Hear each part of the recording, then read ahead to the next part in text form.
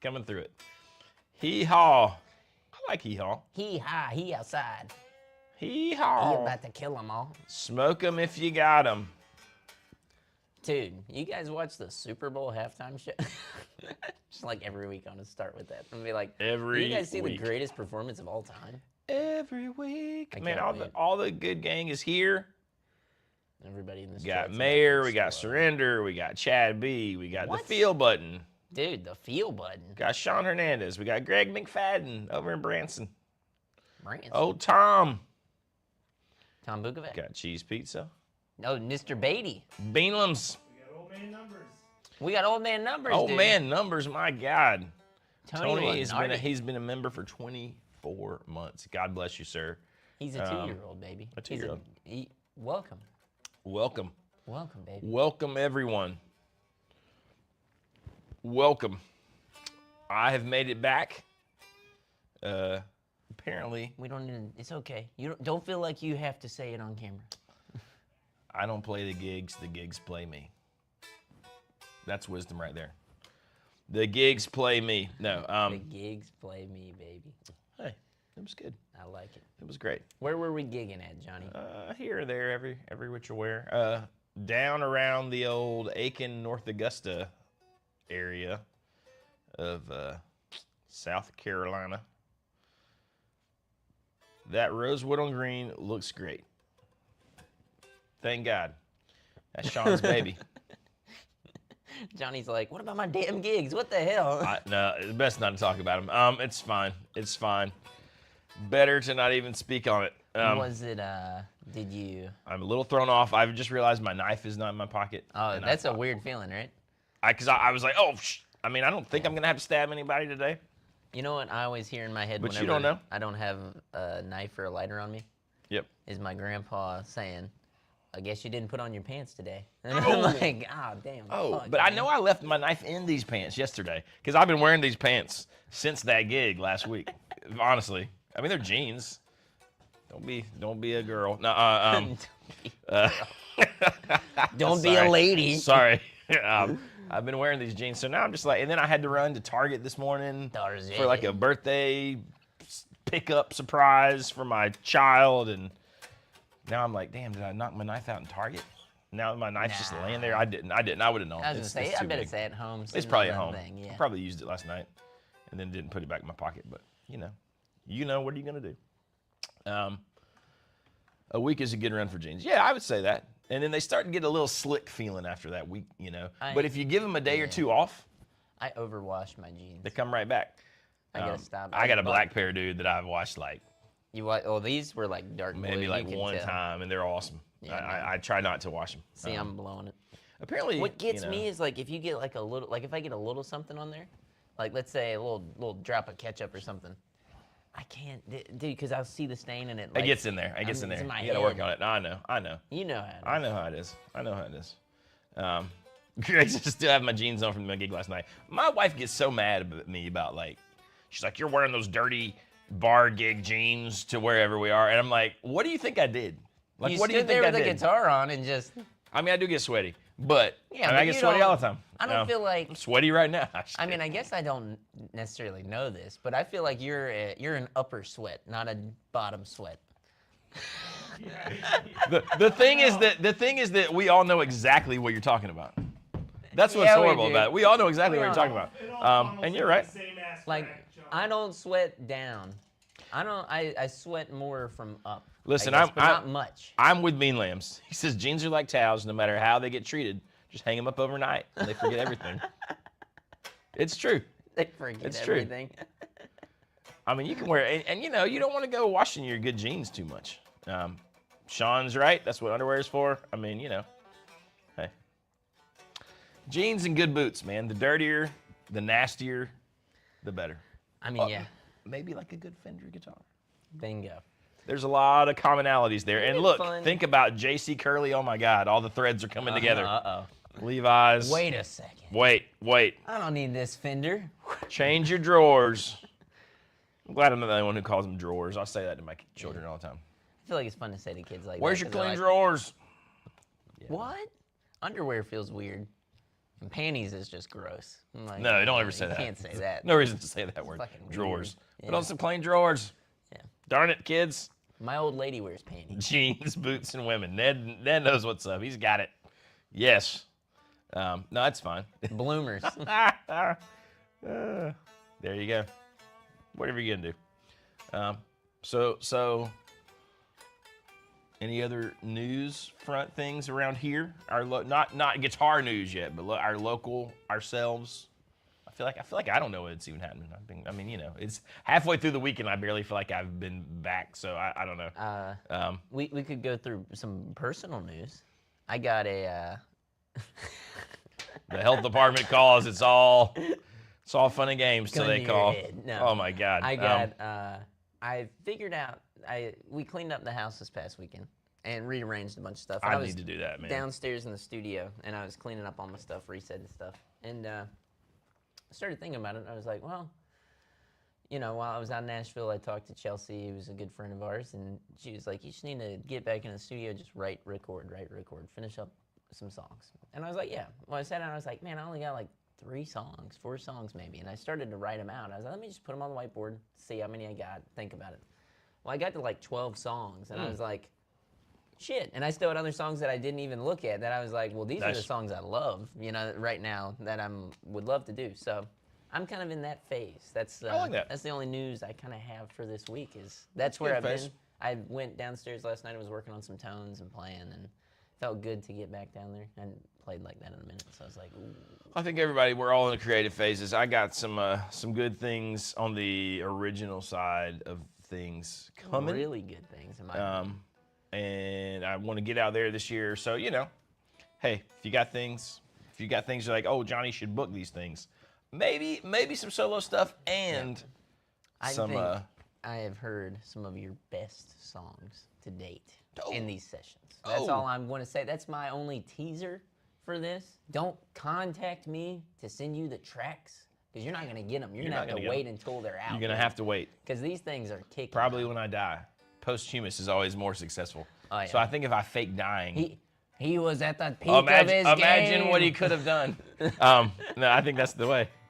And just, lay back somewhere. Let's see. The Field Button says, I think it was the Field Button said he went to, someone said they went to Norm's yesterday. I'd like to know, the Field Button. I'd like to know how it was for you. Good morning, the Guitar Shop. Pal Chris. Hope you guys are doing good. No, I watched an interesting Andertons video on the way to work this morning. I say watched, I listened to. It's their one about the crappiest, shittiest pedals that people say on Reddit were the worst pedals. So they got them all. Yeah. And they went through and played them. Yeah. Pretty good? I mean, at some point, a pedal's just a pedal. Right? Like, they all kind of do a thing because, once you turn the gain down and the volume up. I mean, some of them are better than others, obviously, right? But most of these pedals that people said were horrible were just fine. Well, it's kind of like, I own too many pedals. You know this. I feel like we both fall in the same boat here.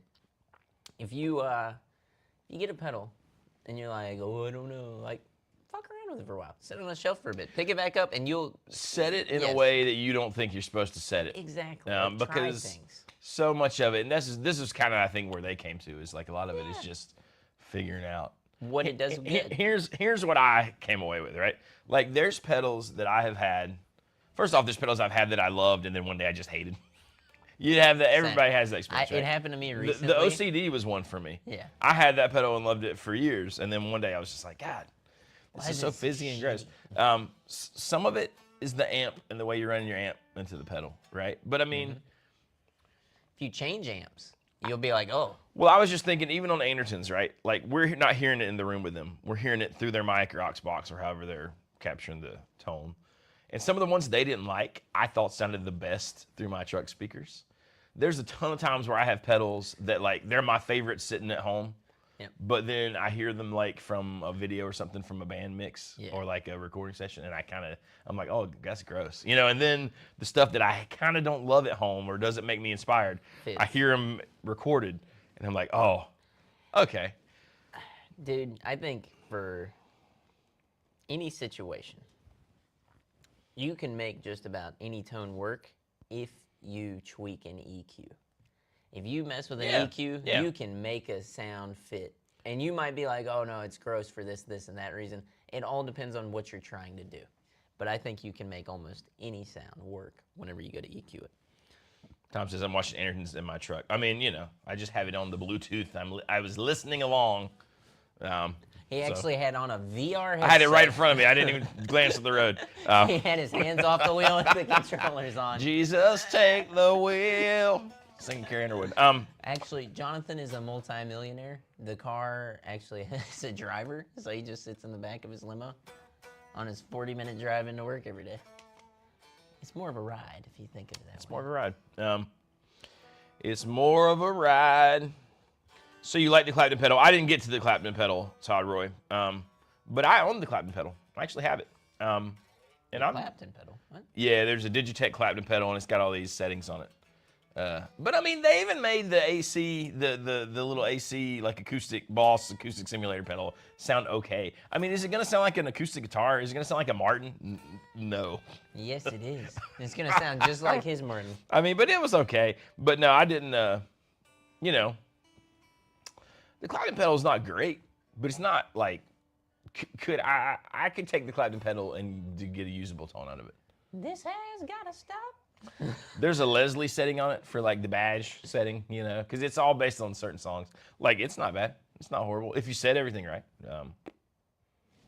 But it's in my closet right now. How are you gonna cover "I Shot the Sheriff" and also do a song called "Badge"? That's a great question. One came before the other. I will say Badge has nothing to do with anything. Why is it even called Badge? Who knows? I don't know. I don't know. No one knows. But I love that song. I love it. And I love the little George Harrison-y part. Ned said, not to jump off topic, he said, not enough boys named Leslie these days. Leslie East. Leslie North. Let's see. I laugh every day with you guys. Jonathan called the Telecaster God's guitar. Well, it is. But thank you. That makes me happy. That makes me happy, LJ. Thank you for laughing with us every day. Chad B says he enjoyed the Norms documentary. I think the Feel button told us what he bought, but I don't know. I missed it. I think he said a shirt, Christmas shirt. Yeah, but I thought he got some kind of rare guitar. Let's see. I'm going back. That Music said, "What's for lunch?" We don't know. God, that's a good question. We usually spend an hour talking about it after the live stream. Says he bought something rare from Norm himself. That's kind of cool. Bigger the pedal board, the smaller the wiener. That's what I've always heard. Jesus Christ. Who said that? That's why mine's like nice medium size, you know. Yeah. It all correlates. Average. That's what mine is. Mine's average. Nice and average. Average size. Approachable.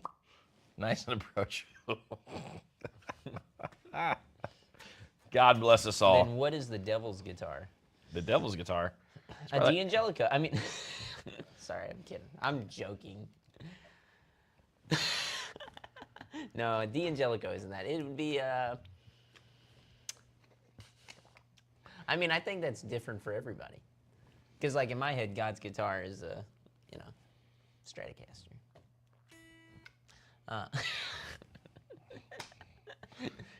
We all know his favorite chord is G sus. No, it's the dumbest joke ever. G sus. Get it? Yeah, there you go. Brian Wiley's got it. The devil plays fiddle. But not that good, apparently, because he loses in the song. But you know. Mayor McShee says the Almighty ain't rocking a bolt-on neck. Maybe that's true. Maybe that's true. I have been having a fondness for the old set necks lately, the 335s of the world. I had a 335 love. You kind of missed out on the peak of that loving. Yeah, I was like, I saw it building. oh, I was all over it that And then what happened? Well, then we went to the Asheville Guitar Show and sold it. It's like, shit. It was bound to happen. Damn, that was a good guitar. It was bound to happen. Yeah, man, it's a bummer. You know, I was thinking about buying a guitar. I got it at home right now. It's the one that I've been playing in the shop. I don't want to say too much because I don't want to hurt anybody's feelings, but I'm not going to buy it anymore. I thought about it and I was like, I think I'm going to buy a built guitar instead. We've been talking to the built guys. We're looking to do something special with them in the near future. Not to spoil anything. I just talked to them the other day. I told them that we were being slow. We just had a bunch going on. I think I'm just going to do, like, because what I want, this guitar almost does, and I know that they would just knock it out of the park, and it would look awesome. That's the thing is, I think they would pretty much do.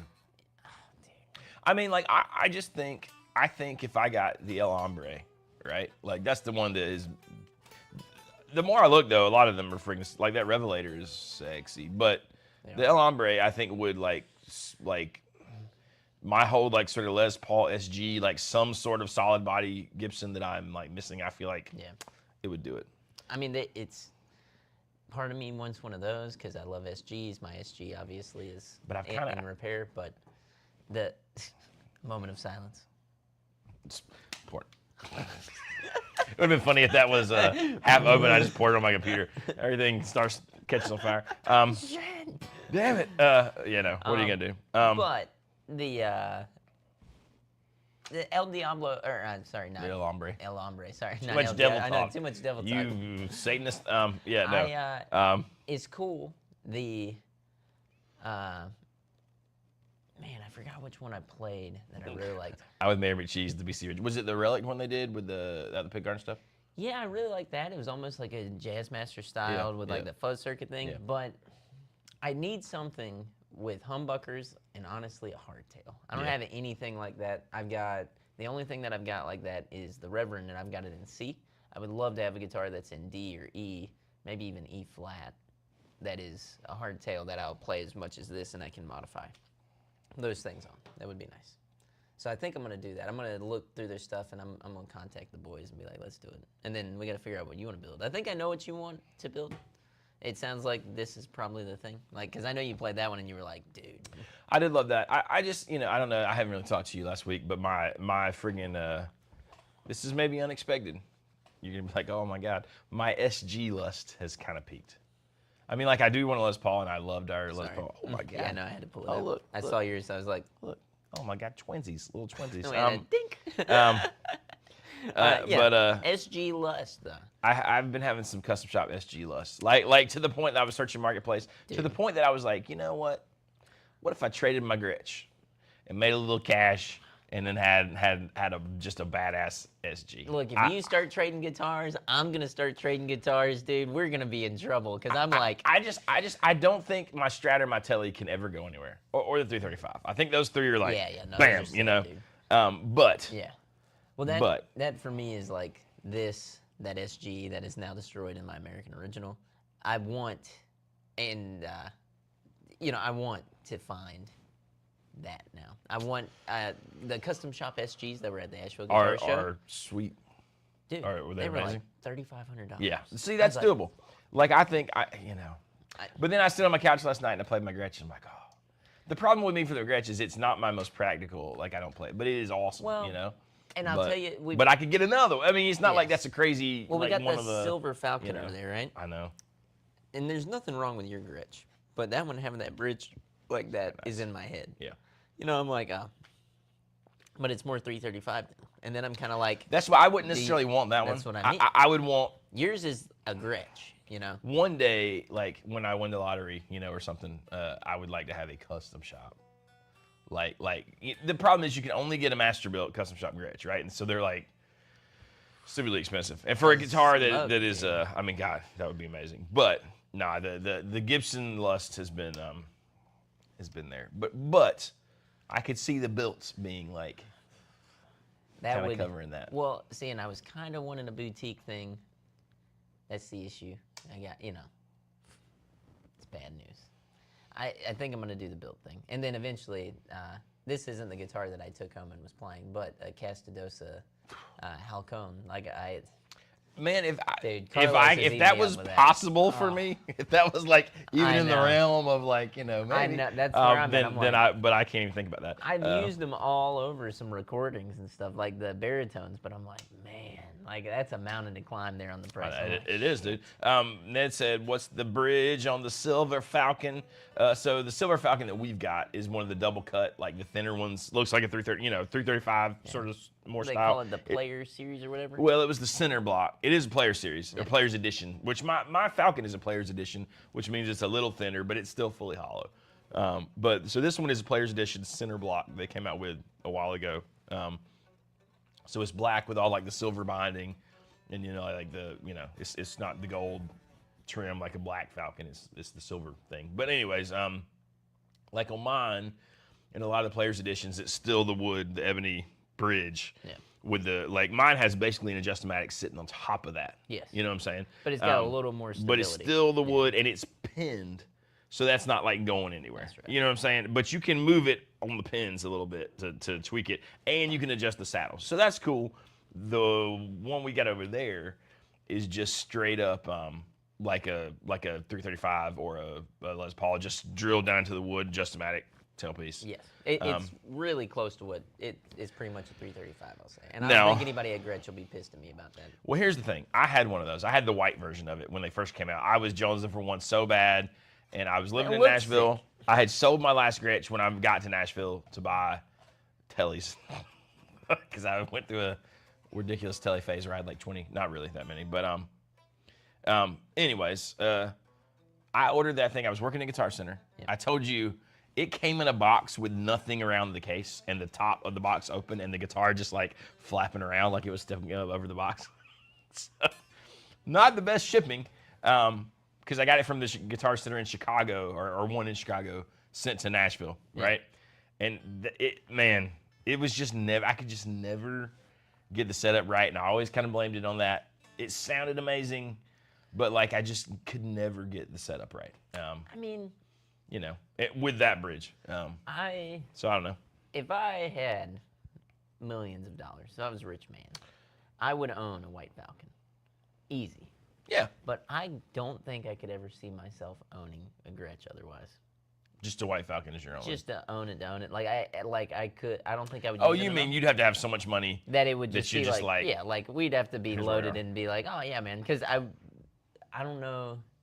I don't think I've ever played one that's like inspired me like that. Like I said, the Gretches, for whatever reason, just bring me joy. They're not. Oh, They're I not know, yeah. like. And I. Well, you play different when you pick one up too, and I dig that. I do. Like in a good way. Well, like I tend to take it, like if I'm playing an acoustic gig with somebody and I'm just playing lead, I'll take the Gretch, and I think it sounds really cool. It like complements that. Yeah. And it does make me play a little different, because it's like in my brain, it's like a weird I was gonna hybrid say, of I that. feel like you blend the like way how that you I play acoustic and how I play electric. Yes. And it's very like pristine, but also has like some bite to it. It's cool. Yeah. And I like, and this is part of my Mike Campbell love, is I like the way slide sounds on the Gretch. Mike Campbell. Mike Campbell, whose have book you- was available yesterday, I believe. You see any of these clips with him and Mark Ignici talking guitars and stuff? It's awesome.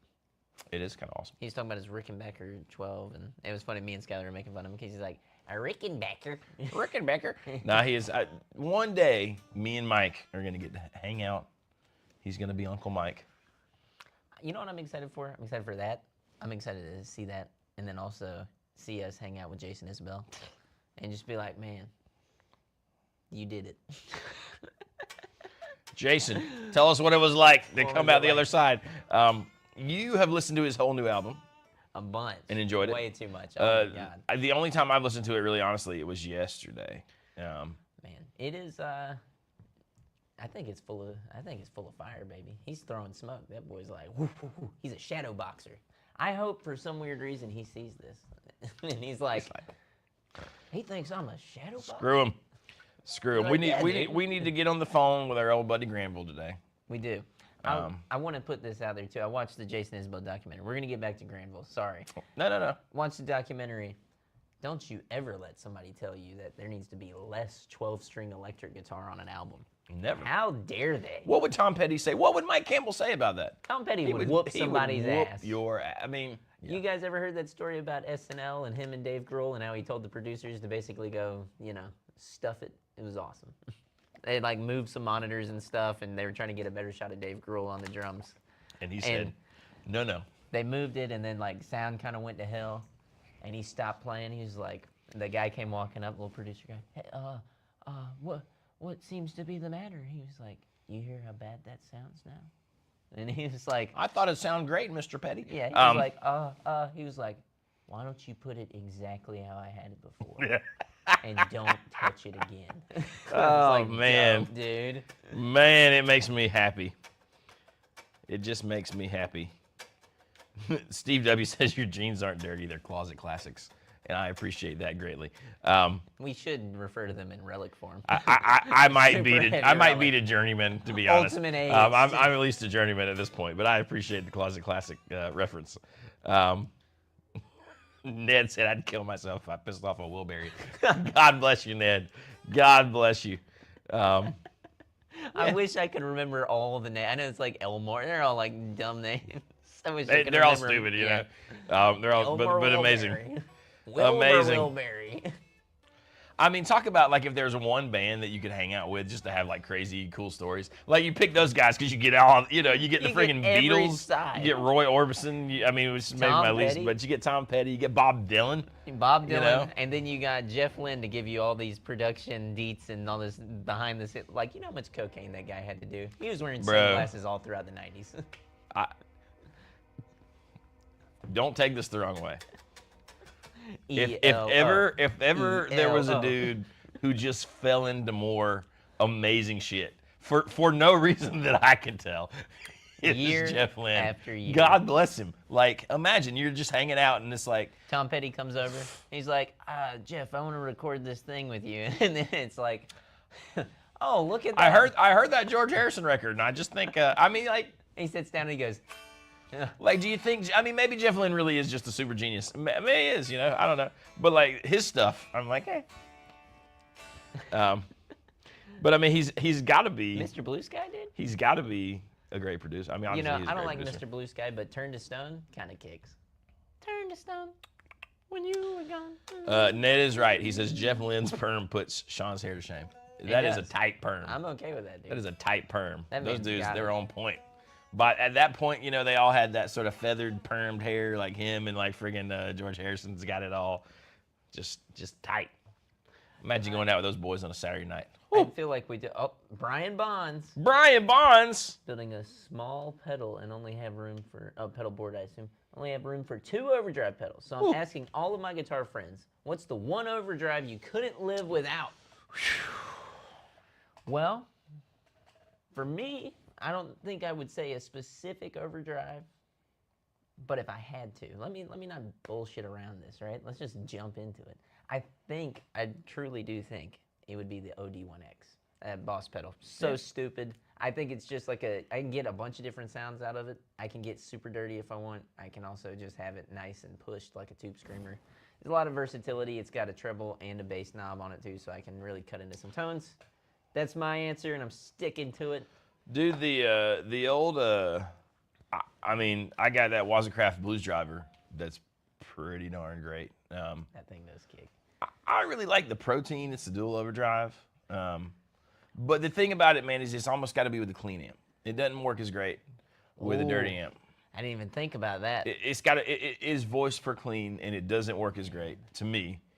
With like my M80. So for you, that's maybe not the best deal. But like, man, I tell you what I've been loving, and this is an obscure thing, and this is where I've been lately, is the whole, both way huge pedals, the pork loin / green rhino combo together. Like I can get everything I want with those 2 pedals. They're not expensive, they're not boutique, they're not fancy. But like the combination of them, like, and then on their own, it does like everything that I kind of wanted to do, honestly, which is odd. But man, thinking about that now, as far as like what amp you're using and stuff too, I know you can't jump into all the details of your rig unless you want to. I know the detail. No, I was just, Whoa.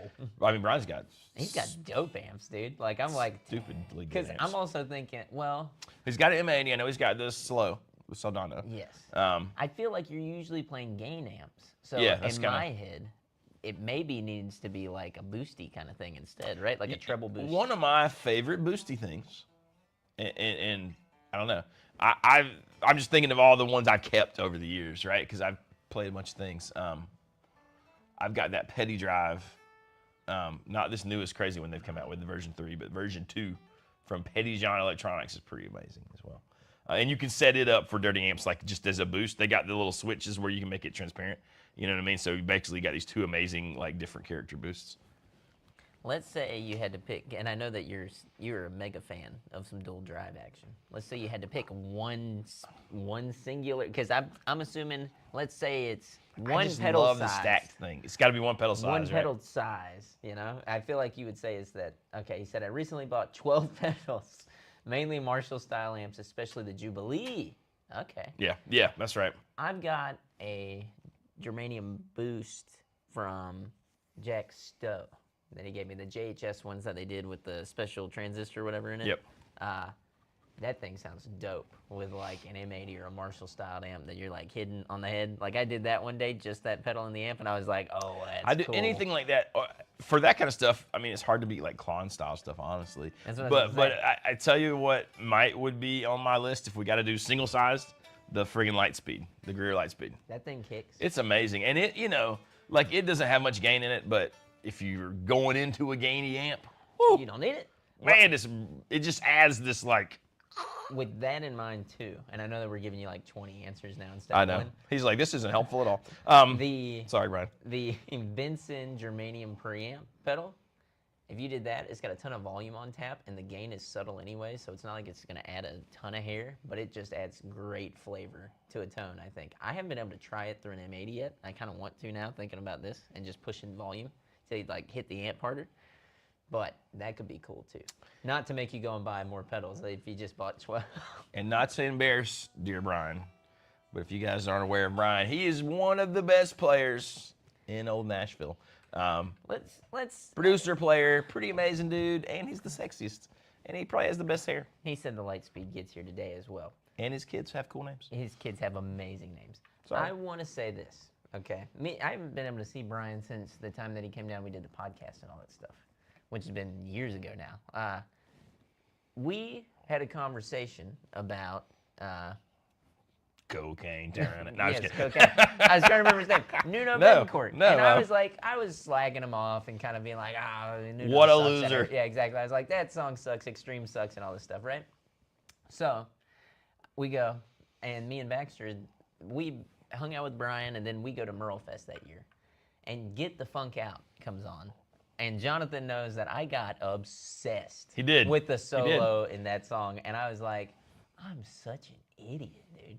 Like, I was like, blown away. yeah, you are. No, I mean, seriously, I was like, this is stupid. Like, and I have gone through a bunch of the songs now, and I listen. Now, you know, the songs are still like corny as hell. Like, well, they are, but you can't judge Nuno by that yeah, no, necessarily. that's all Sharon up there. You know, I'm like, I'll let him do whatever he's gonna whatever do. you want to do. But Nuno, You know. wow, stop the slander.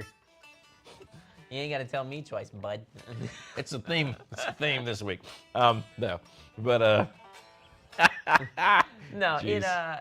he is, and I did stop the slander on Nuno quite a while ago. I didn't like really knock Nuno because I didn't know anything about him. I was like, whatever, you know. I was like, it's just this shit sucks. And then I was like, whoa, that guy can play, dude.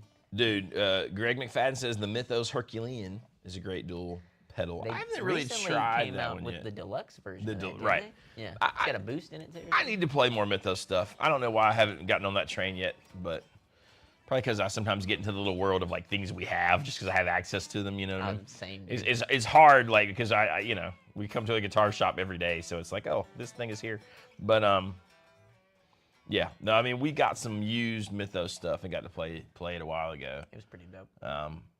Man, I wish I would have got one of those airline drafts. We I had did- all I the thought- colors. yeah. We had all the colors. Neither one of us I got missed one. one. I missed I one. assumed Jonathan bought one, so I was like, well, if I ever want to borrow it, I'll just ask Johnny. We'll swap some or whatever. And then I come to find out Johnny doesn't have one. I don't have one. Where'd they go? No. I think James Darn has you, one. customers. Good luck ever getting James to be like, yeah, here, take it for me. Yeah, dude. Yeah, bro. There you go. But, you know, seems cool. Don't stop it. What is, wait a minute. Nuno, OT, Gary Moore. I love Gary Moore. I feel How like could you not love Gary Moore? I honestly? feel like I was listening to the damn track this morning that he played on with Thin Lizzy. It's weird to me that people think I hate Gary Moore. I've never said a bad thing about Gary Moore. Okay. I don't get it. No, it's Clapton he hates. He hates Clapton. Derek Clifton. Sucks. Derek Clifton. I hate that guy. In the NBA. And his dominoes. Screw his dominoes. Why, Sean, why? I try to wear my Eric Clapton shirt every time I go anywhere in public with Sean, just for that reason. Whenever I'm around my grandma and she's like, I just can't believe, she watches these things. So it's great. If you're ever worried, like, if Sean's family saw this, they'd be like, no, they've seen it all. So does she say she can't believe? Yeah, she's like, I can't believe you don't Listen, like I knew you raised him better than that. I knew it. I never doubted you for a moment. They call him slow hand for a reason, you know?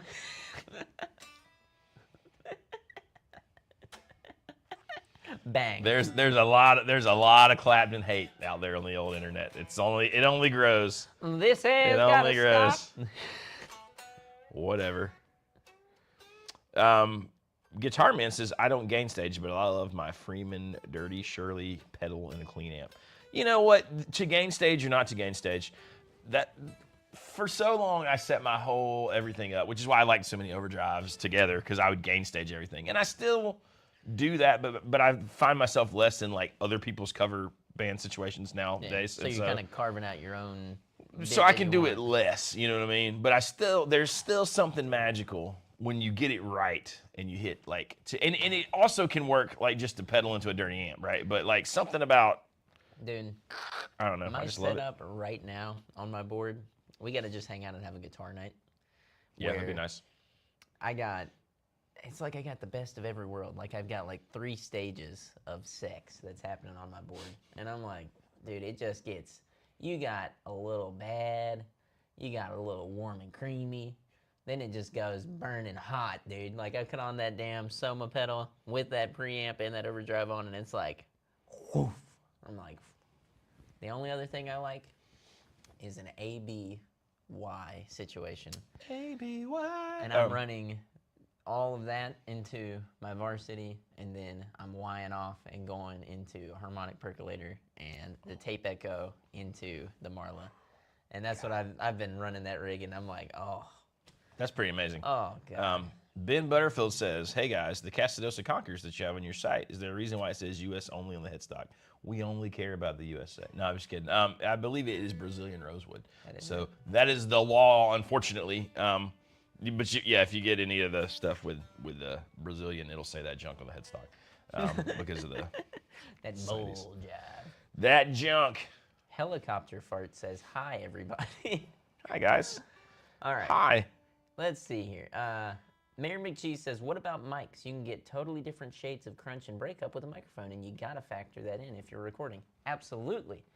I'm actually experimenting now with a technique where instead of trying to close mic everything with like a 57, I might take a weird microphone that I have. I got a bunch of weird old microphones, kind of like Sweet Ben Arcario does here. So he might hate me because I just outed him. Sweet, dope microphones that he uses. Sweet Mayor. The Sweet Mayor. I tend to toy around with it, though. I find myself just sticking with the 57 primarily, but I like to mess around with those other ones and pull away from the mic, or the amp, and catch like the element of the sound all around that it's directioning towards. Listen, I had all last week when I was with Robbie, we were in the same spot, and the guy doing sound is like a wizard. He's amazing, and he's got this big long ribbon mic that he put like, horizontally across my little baby Manny. I'll tell you what. The live stream sounded, I was like, oh my God. Full it sounded spectrum, baby. Ridiculous. But I'm telling you, the best recorded sound that I've ever got me doing it was the other day on that. I played on, I don't know if you guys saw the Mayshell song that those guys posted on the internet. I'm playing the solo. I heard it. I was super impressed with that tone that I got. I loved it. Well, all it was not a 57, but a 609 Sennheiser. Yeah. Close. Not touching, but, you know, a few inches. Yeah. And then a condenser, like, across the room. The only thing I screwed up on is on that track, man, that one thing was set so, like, you could hear my strings a little bit. But it didn't matter when you blended them, you know. Here's what I did, and I think that's okay. I think this is a really cool thing. I'm recording this song. It's called Black Plastic, and I'm using this old Harmony guitar that we have here at the shop. It's a Harmony Hollywood, so big old hollow body, right? It's almost acoustic, but it's got one of those gold foils in it. So that's going out into an amp behind me with like all this distortion and crunch on it, right? Mic's pulled back about 2 or 3 feet away from the amp, maybe even more than that, because I'm doing the ABY thing. And then I set up another mic right in front of me, aimed here at the guitar, right? And I'm standing while I play it. Add the guitar. And I'm moving closer to the mic once I get to the chorus, so you're picking up the string attack. Yeah. And you get so much of it in this bright tinniness that I can blend in on the other side of the track. It sounded awesome. I think that stuff's dope as hell. So in a weird way, I think you just did something that's actually really cool. Tonally speaking, I think it's cooler to blend all those sounds together than to try, like, we know that we can get a very pristine, just the amp mic'd up really close in a room. Like, of course. That stuff I think is way cooler to get the resonance of the instrument and all these things around it. I think it's sick. But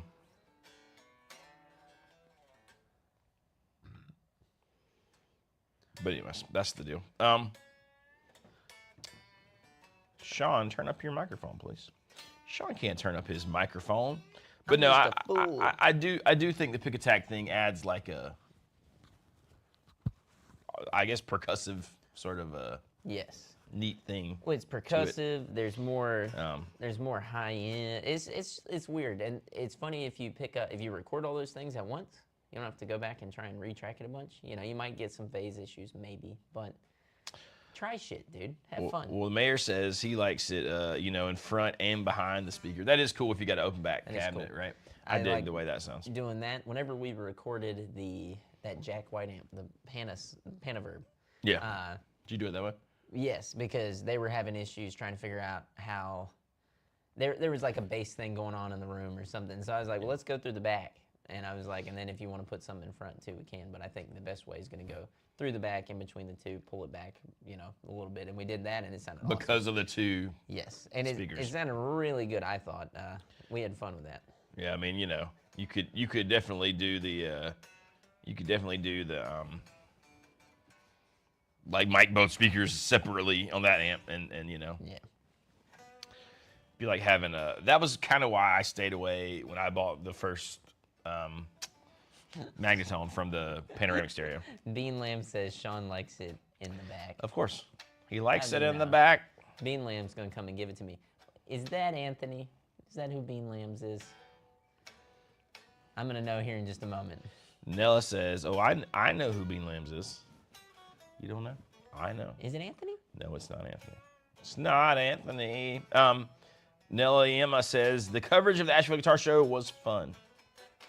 I hate that I missed the old guitar show.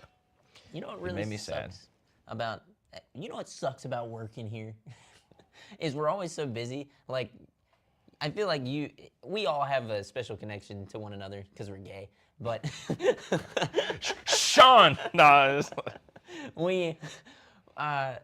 You and I have a different kind of fun going to stuff like that. That I know that like Derek and Baxter, like we all have fun together, but it's just different. Like you and I get into that stuff. Baxter is super into it, but he's also like, you know, he thinks on the business side of things, to where me and Johnny think of like, oh, we want that, and we'll just talk and be like, we both know, you know, like, are we gonna buy that right now today? Probably not, but we want it, and we want to talk about how much we want it, and we can do that together.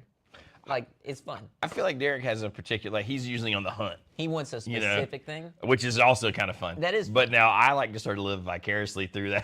I'm like, yeah, we're going to find the thing. But, you know, it's kind of fun. Boy, I mean, it's really fun. Like at NAMM, it was fun to all four be at a place and, like, feel like a little team. Yeah. Yeah. A little unit. Oh yeah, dude. Like all walking in together is kind of fun. But you know, Yep. the casino guitars daisy chain. That's really funny. I mean, you know what I love is that there are other members of the Casino Guitars team who are gay. We love them. They're awesome. I won't out them on the YouTube, but I'll say that they're great, and we love them too. So we love it. There you We go. love it. Chad gets it. Okay. Wow, all the viewers are just dropping off It's like so flies. weird. It's so strange that it's all happening. I see, Sean. Have you converted to God's slide? Well, I just started carrying that one with me too, because I was like, as much as I just randomly pull out this slide and play it, I was like, well, if I carry that one, I'm just gonna pull it out and play it more. And I was like, that's what I want to do. Otherwise, like, it's like, you know, you get stuff and it'll sit at home or whatever, because you're just like, oh yeah. That is exactly why I have this one with me. Because I thought, you know what, if I'm ever gonna start using it in a live setting, because this one's straight ceramic. It's real ceramic. It's It looks just near about like that one that you had on that faithful day. The Fateful Day. I think I told you guys about the old Star Singer slides that are made in Italy that I keep seeing on the thing. Not that I need friggin' boutique slides from Italy, but man, they look awesome. Ned, you should own a slide. Slides are good. I'd say slide over capo. Who needs a capo? Slide over capo, yeah, definitely. I mean, sometimes you need. You know what I like to do? I was talking. We got a new dude at the shop. His name is Clark. We call him Sea Lark. Thick Boy Clark. He's got a band called Von Alder, I believe, right? Von or Van? Van Alder? I don't know. Von Alder? I don't know which one. But they're good. They're really good. They just put out their first single thing. Yes, and it sounds really cool. It's kind of like jammy, like think Grateful Dead meets some of the indie folk rock. Little psychedelic-y folk rock kind of jammy it's stuff. It's really cool. It is cool, man. And Clark's a great player, and those guys are good. And I think you can catch them. I think they got some stuff in Western North Carolina I think this weekend, kind of regularly. Maybe. Yeah. He went up there to Boone, but we were talking the other day about. Now I'm trying to remember what me and Clark were talking about. Oh, so we were talking about guitars, and I was talking about one that I wanted to buy and stuff. He's like, I want a guitar to have an E flat, electric guitar. And I was like, yeah, man. I was like, well, I got one at home that's set to D and one that's to C. And I was like, I think I would like to have. I forgot what it was. There was some other tuning we were talking about. I was like, that would be fun to have something for that. I told him I'd go out and play with him at some of his gigs. He does solo gigs around town too. So we were talking about that, and he was like, you have a guitar in D? And I was like, yeah. He's like, what good is that gonna do? And I was like, oh, well, we talked about Robbie some and stuff. I think it's cool to have a guitar that's in D standard or C standard, and then it just sounds cool. It sounds different, but sounds cool. Going out and playing with stuff, and it can be wherever, because if you know the neck well enough, you can just jump into it. I think doing that is a good challenge if you wanted something like that, is all I was getting at. So challenge yourself. Tune a guitar to D or C standard and have fun. I mean, Robbie plays in just D, everything tuned down a whole step. But yeah, I don't ever change, which means I end up playing like an F and stuff a lot with him. But he's got a great sound from that acoustic. Man, whenever I saw him live, that actually inspired me to say, like, man, I kind of just want to always have a guitar in D at home, just because it's such a thick, rich sound. And he plays he just plays 13s, so not crazy, but just kind of instead of playing 12s like you would if he was tune standard, he plays 13s. But I mean, even when he puts a capo on the second fret, just sounds fat. It just sounds big. I'm like, oh. And he does the dual capo thing. Mark said something about a cut capo. He does the cut capo thing pretty, to simulate like drop D or whatever. But what are you gonna do? If you want a fun song to play in D standard, and once you tune it there, go listen to the original version of Voodoo Child, not the Slight Return version. No, the actual. The actual version, it's in D. And he is actually, I believe, tuned to D standard. If you play along to it. Is he? I believe so. Now, a bunch of people next week will be like, Sean, you're an idiot. It was E flat. I'm like, I don't know, though. I'm pretty sure it's D from what I can recall. I don't know, but I'm going to take your word for it. Let's see. Ed Schnur, I hope I'm saying that right, says, what do you do to cut out feedback in my semi-hollow without having to stand 10 feet away from the amp? Stuff a t-shirt in it. I'm kidding. I was going to say, you can stuff foam or whatever in there. I say embrace the feedback. There's nothing like first off, I don't think 10 feet's that far to stand from here. But man, if you map it out where like when you step back, if you just get to the point where one step back gives you the that's kind of amazing. You just got to learn. It's a different mindset of like, hands on the guitar, volume down when you get done playing. But then that feedback can be like your best sustained friend. And if you're not playing high gain, it's usually not that big of a deal. My love with the harmonic percolator is because of the way that it does feedback. I think if you embrace feedback, you gotta embrace it. You'll kill it. It's like riding the friggin' lightning. You just gotta like. But it's just great. It's great. That's what John W777 says. It worked for Nugent. I suppose it did. Yeah, because he's playing those fully hollow, like Birdlands. Yeah. Like so, no center block in those. Just straight fever. I mean, I'll be honest with you. I've never really liked the Nuge, dude. I think he's kind of a ding dong. I don't care about any of the politics or that. Me neither. It's never like I used to be with people and they were like, "Well, I gotta play Stranglehold," and it's just never been my. Yeah, that's what I mean. And it's not about his. No. All the other stuff. I think it's funny whenever people just don't love it. Do that, and I kind of want to be like, so were you like super into it before? But listen, I think he had like a time, like a moment, but it just doesn't do it for me. I'm gonna say this to this will be my Clapton maybe. I never got the George Thorogood stuff. Oh no. I'm just like. I'm bad to the bone. Dude, but some people you go out to a bar, man, or something, and you're playing, and they're like, they love it. They love it. Where's the Destroyers? And that's cool, right? That's why it's all, everybody's got opinions, everybody's got things they dig. Oh, yeah, dude. But that is just not, it's never, I remember being a little kid thinking Bad to the Bone was kind of cool, but then I was like, The comments are going crazy. Awesome. Man. John is pissed. He's like, go figure. Sean. I love this. Ted Nugent is a man to model yourself after. Fashion, music, facial hair. Just be like the Nuge. Listen, I would like to go like bow hunting with him, Cool. I'd go to his ranch and hang out. Watch him blow stuff up. Like who's that guy? He did the books and stuff. Oh, man. Not Leaving Las Vegas, but Fear and Loathing in Las Vegas. What's that guy's name? Hunter S. Thompson. Yeah. Thompson, yeah. He, I feel like the Nuge and him are like closely related. The thing I love about the old Nuge is, you ever seen those interviews where he's going through talking about like basically critiquing like every other guitar player, like of the time. And he's talking about like Hendrix and all these guys, and he's like, I don't know. Dude, whenever he had you've heard his Woodstock story about the gun, right? Mm-mm. He had a gun at Woodstock, because of course he did. So he had it in his holster or whatever in his pants on his side. He's like, these damn hippies. Yeah, well, Hendrix comes up to him and he's like, man, what do you got that gun for, man? You don't need that here, man. That's not right. Raccoon tail. Exactly, yeah, wearing whatever the hell he's got on. And listen, hey, I don't fault a man for wanting to defend himself. It's fine. Well, that's whenever he said, you never know when you might need to use it. And Hendrix is like, nah, man, that's not the way. And then, of course, Nuge is like, that's when I knew he was an acid-tripping hippie piece of shit. It's like, okay. Come on, man. Hey, now, come on here. I know whatever you're going to do. Ooh, Greg McFadden says Fogerty's Black Beauty P90 was tuned to D standard and used for tons of hits. Now, there's an old man that I do love. I love me some CCR. Like, I just think it's great. How could you not? Anybody that, I don't know if I trust anyone who doesn't love CCR.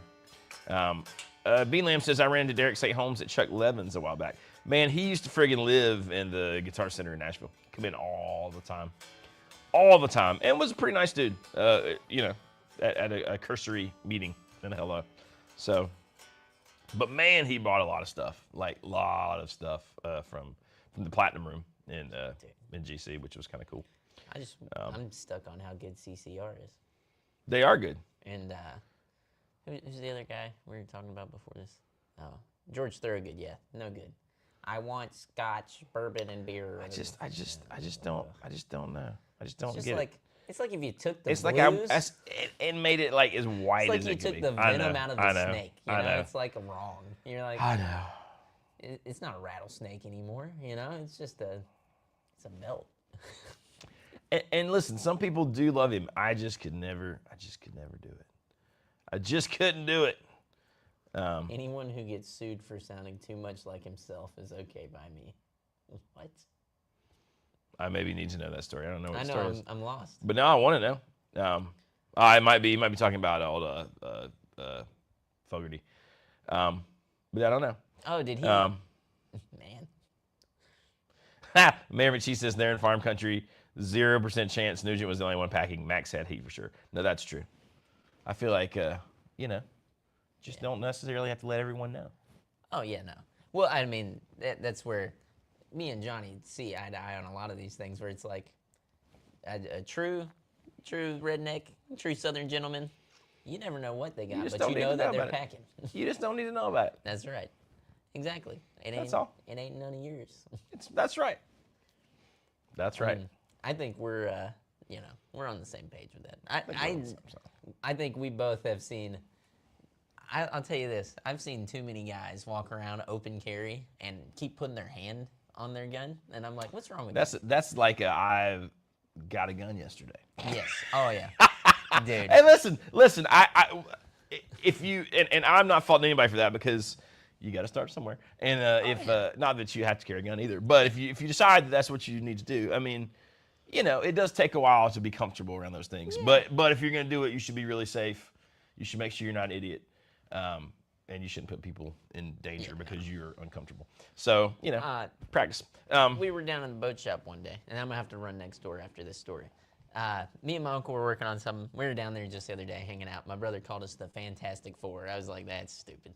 Anyways, we were hanging out, and this guy came down. It was a Saturday. No one should be coming down. And we knew this guy's dad. He was like in his 30s. He comes down, and he's talking to us. And he's standing there and like no business being here talking to us anyways. We're trying to work on this car. We're working on the rear end of a fucking Chevy, whatever it was, Silverado.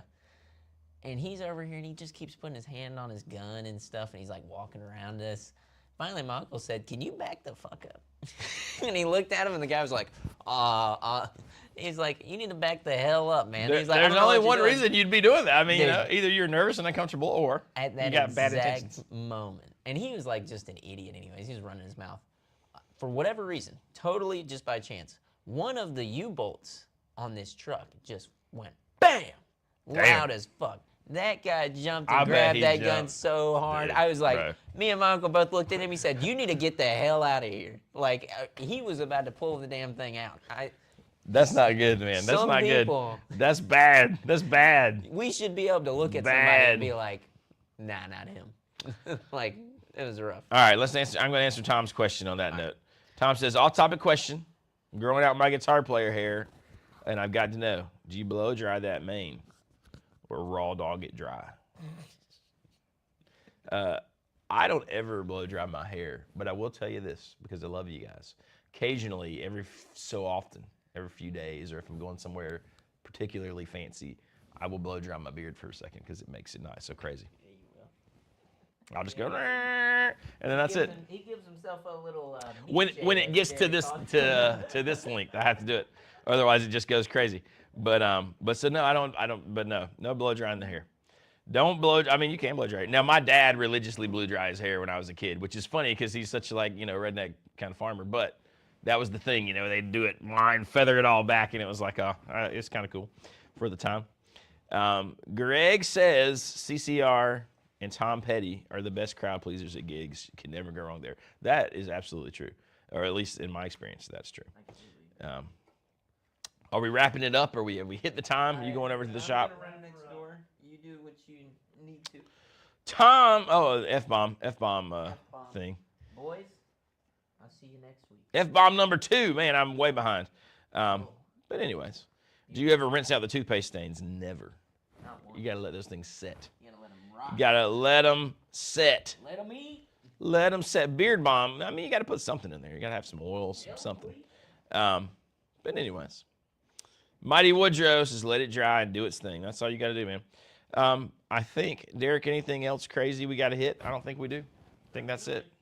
I can't even think of any, obviously we got some fun videos coming out, but I was trying to think if there are any fun, like certain guitars we're getting or anything. There's one I can't talk about yet that maybe pertains to this, what we're talking about, not beard and hair, but some of the other things. Might have some cool guild content. Might have some cool guild stuff coming, which I think will be a lot of fun. But we'll see. Anyways, you guys are awesome. Thanks for hanging out. Make sure you hit like. Make sure you hit subscribe. Man, anytime there's something that you love that we're doing, share it. I think that helps a ton on subscribers and all that kind of stuff. And we're still trying to make these slow, tedious climb. So all that stuff's appreciated. Thank you guys for hanging out. We shall see you